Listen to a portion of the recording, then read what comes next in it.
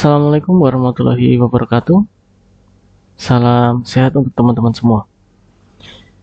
Pada kesempatan kali ini, kita akan membahas materi berpikir komputasional pada bab yang kedua, yaitu menerapkan algoritma pencarian.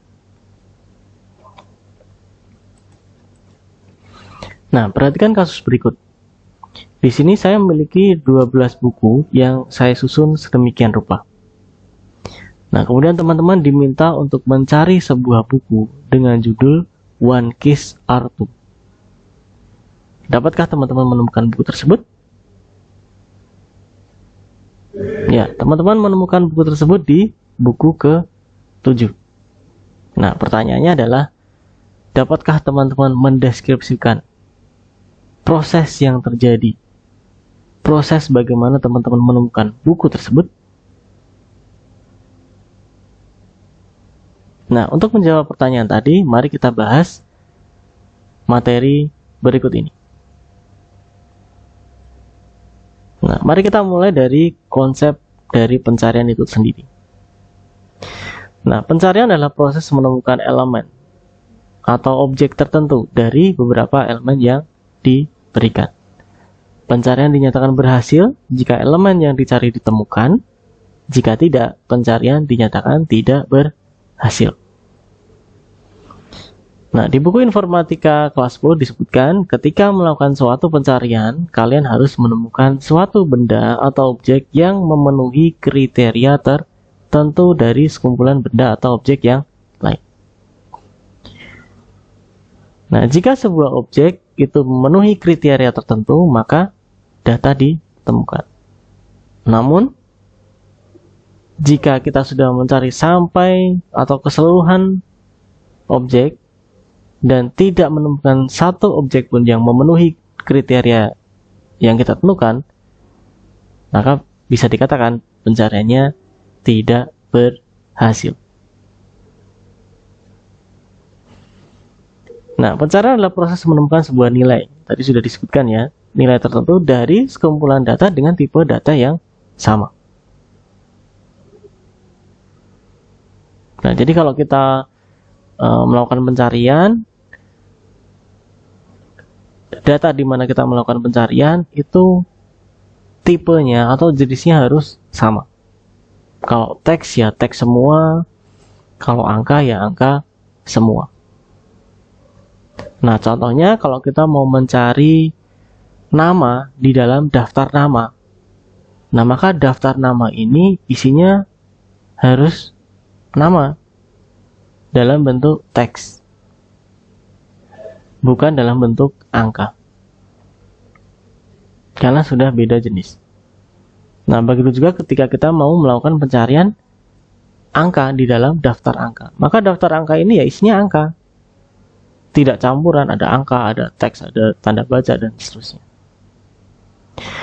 Nah, kemudian bagaimana proses kita menemukan sebuah nilai tadi?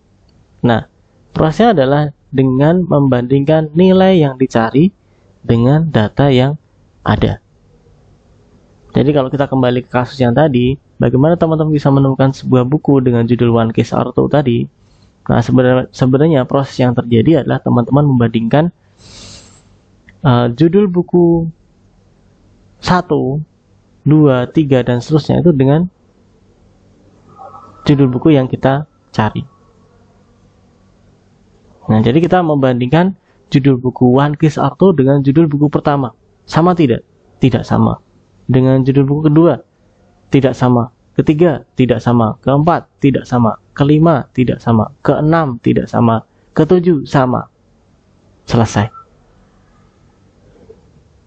Nah, jadi sebenarnya di sini proses yang terjadi adalah membandingkan nilai yang dicari dengan data yang ada.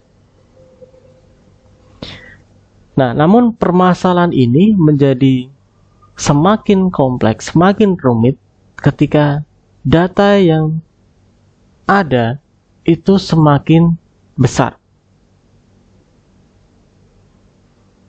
Gitu ya. Semua kita mencari data dari 100 data yang ada, atau 1000 data yang ada, atau 100.000 data yang ada. Nah, maka ini menjadi suatu permasalahan yang yang kompleks. Nah, maka dari itu kita membutuhkan sebuah strategi. Dan sebuah strategi ini diharapkan bisa melakukan pencarian dengan cepat, tepat, dan efisien. Gitu ya. Cepat tuh berarti prosesnya bisa dilakukan dengan cepat. Tepat itu kalau seumpama datanya ada ya bisa ditemukan. Kalau seumpama datanya tidak ada ya memang tidak ada. Kemudian efisien, membutuhkan sedikit sumber daya untuk melakukan hal tersebut. Nah, apa strateginya? Nah, di sini kita memiliki dua algoritma yang bisa dipakai untuk melakukan atau memecahkan permasalahan pencarian, yaitu pencarian linear atau pencarian berurutan dan pencarian biner. Nah, mari kita bahas satu persatu. Nah, pencarian linear atau sequence search atau pencarian berurutan. Nah, dia adalah pencarian dengan metode pencarian membandingkan data yang dicari dengan setiap data dalam daftar satu per satu. Bisa dimulai dari depan atau bisa dimulai dari belakang. Acak masih bisa, tapi tidak direkomendasikan. Yang penting membandingkannya satu per satu. Nah, pencarian akan dilakukan sampai ditemukan data yang cocok dengan data yang dicari. Jika tidak, pencarian akan dilakukan sampai akhir data. Nah, jika sampai akhir data tidak ditemukan, maka pencariannya dinyatakan tidak berhasil. Nah, umumnya algoritma ini dipakai untuk melakukan pencarian dari daftar yang tidak terurut. Nah, kalau urut bisa nggak? Bisa, tapi tidak efektif. Gitu, tidak efektif. Ada algoritma lain yang lebih efektif untuk melakukan pencarian di daftar yang sudah urut, yaitu pencarian biner. Nah, mari kita bahas algoritma pencarian linear ini. Yang pertama adalah mulai, kemudian yang kedua tentukan data yang dicari. 3. Bandingkan data yang dicari dengan data pertama. Nah, jika data yang dicari sama dengan data yang dibandingkan tadi, maka data ditemukan. Kemudian selesai. Jika tidak, maka ulangi langkah ketiga dengan data selanjutnya. Data kedua, ketiga, dan seterusnya hingga akhir data. Nah, jika semua data sudah dibandingkan dan tidak ditemukan data yang cocok, maka data tidak ditemukan. 7. Selesai. Nah, untuk lebih jelasnya, mari kita mencoba menerapkan algoritma pencarian linear ini. Nah, di sini saya sudah menyiapkan sebuah daftar angka yang acak di sini ya, teman-teman ya. Acak ada 13, 48, 7, 4, 15, 25 dan 11. Nah, di sini saya mau mencari sebuah angka yaitu 15. Nah, mari kita menggunakan algoritma pencarian linear untuk menyelesaikan permasalahan ini. Yang pertama adalah saya akan bandingkan angka pertama dalam daftar yaitu 13 dengan 15. Tidak sama.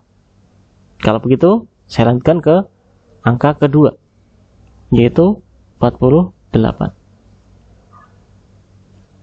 Tidak sama. Saya lanjutkan angka ketiga yaitu angka 7. Masih tidak sama. Lanjutkan ke angka yang keempat yaitu 4 bandingkan dengan 15. Masih tidak sama. Lanjut ke angka kelima. Di situ 15.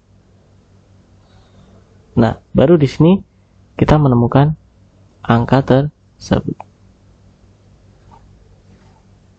Nah, jadi di sini dalam algoritma pencarian linear atau pencarian berurutan ini kita bandingkan satu persatu. Bandingkan 13 dengan 15. 48 dengan 15 nggak sama. 7 dengan 15 nggak sama. 4 dengan 15 nggak sama.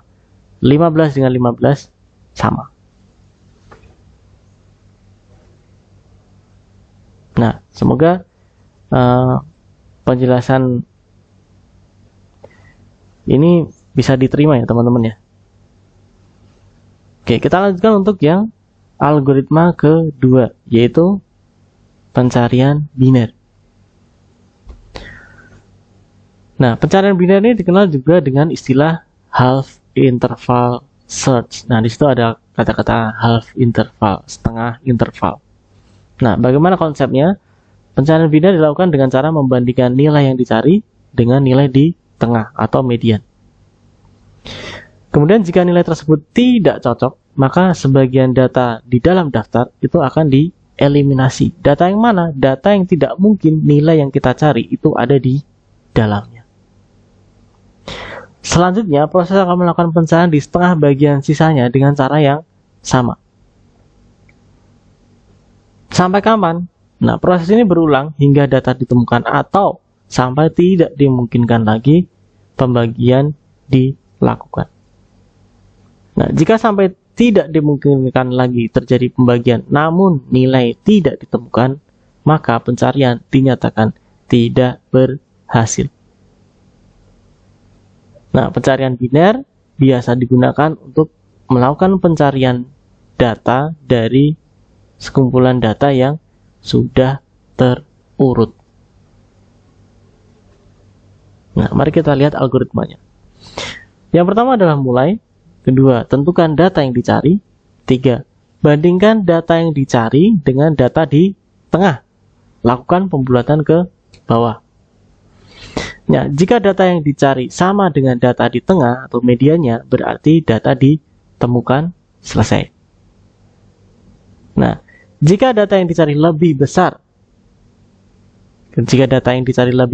maka eliminasi data yang lebih kecil dari median dan median itu sendiri. Nah, jika data yang dicari lebih kecil, maka eliminasi data yang lebih besar dari median dan median itu sendiri. Nah, ulangi langkah 3 untuk data yang tersisa hingga data ditemukan atau sampai tidak dimungkinkan lagi terjadi pembagian. Langkah ke-8 selesai. Nah, untuk lebih jelasnya mari kita praktekkan algoritma pencarian biner ini. Nah, di sini saya sudah memiliki 10 angka, teman-teman.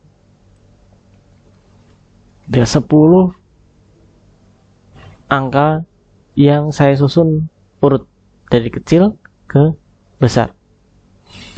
Nah, kemudian untuk memudahkan saya untuk melakukan atau menerapkan algoritma pencarian biner ini, untuk setiap angka ini saya kasih tanda. Oke, saya kasih tanda. Tandanya adalah ini atau indeks, saya menyebutnya biasanya indeks 1, indeks 2, 3, 4, 5, 6, 7, 8, 9, 10. Nah, di sini saya mau mencari angka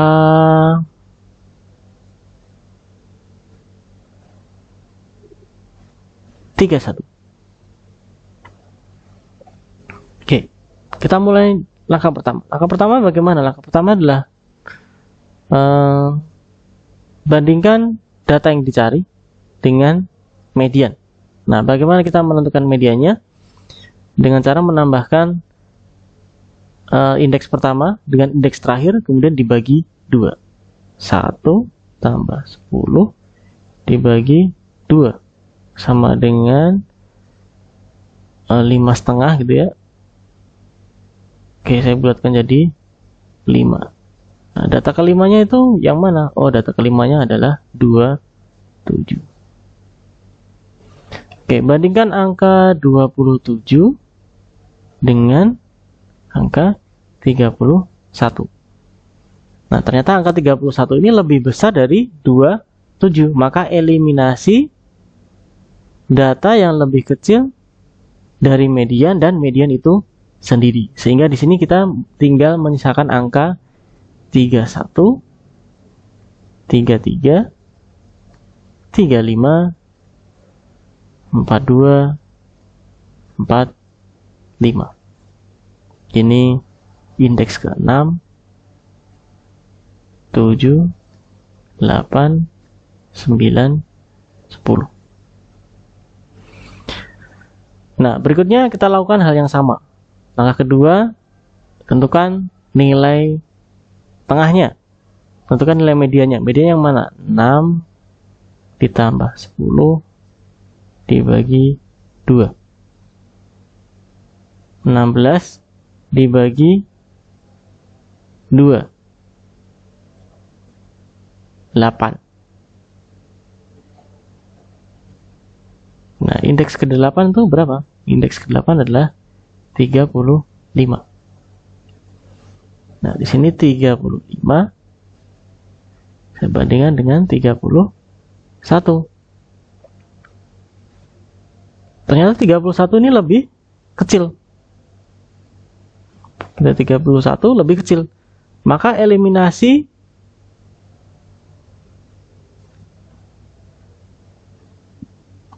angka di atas median dan median itu sendiri. Sehingga di sini kita tinggal menyisakan datanya adalah 31 dan 33 dengan indeks 31 itu indeks ke-6, 33 indeks ke-7. Nah, berikutnya gimana? Berikutnya kita lakukan langkah yang sama, yaitu cari mediannya. Nah, di sini 6 tambah 7 dibagi 2. Nah, 13 dibagi 2, 12 setengah. Oh, mohon maaf, 6 setengah.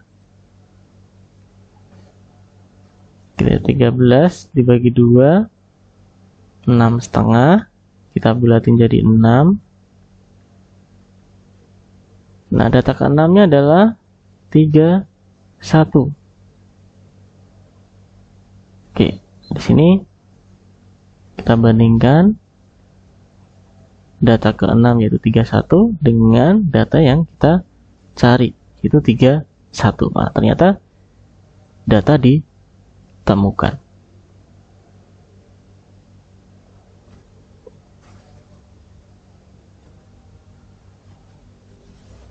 Nah, demikian adalah penjelasan untuk pencarian biner. Semoga cukup jelas ya.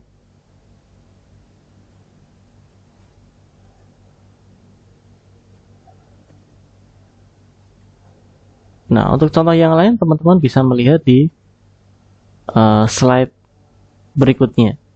Nah, di sini ada data, ada 10 angka yang disusun urut juga. Di sini mencari angka 22. Nah, langkahnya sama.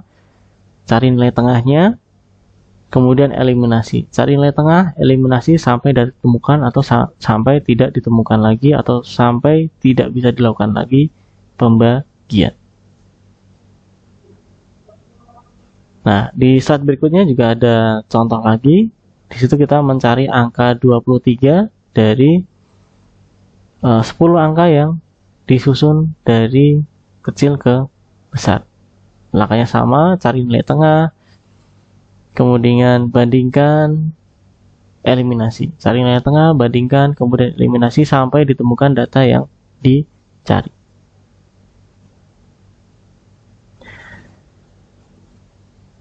Nah, kesimpulannya adalah algoritma pencarian itu mencegah Anda harus melihat banyak atau semua data untuk menemukan informasi yang kita cari. Jadi dengan menggunakan algoritma, menggunakan strategi pencarian, algoritma pencarian, kita tidak perlu melihat semua data. Kita tidak perlu melihat semua data, kita bisa menggunakan strategi atau cara tertentu sehingga kita hanya fokus pada apa yang kita cari saja. Nah, demikian adalah pembahasan materi berpikir komputasional pada bab yang kedua, yaitu menerapkan algoritma pencarian. Semoga bermanfaat. Wassalamualaikum warahmatullahi wabarakatuh.